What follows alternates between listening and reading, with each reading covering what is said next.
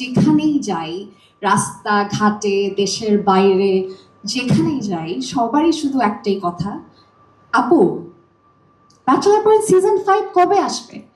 And সবার একটাই কথা যে অন্তরা আপু আপনার সাথে শুভ ভাইকে কবে দেখব?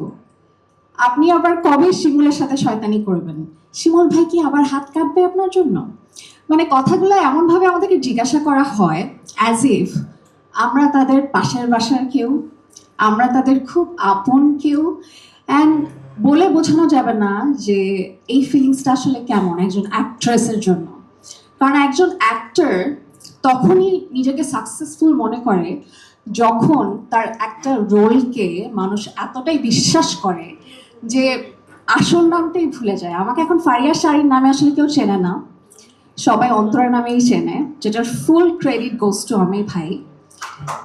And I feel really proud about that. And আমার মনে হয় ব্যাচেলার পয়েন্ট আমাদের দেশের একটা প্রাইড।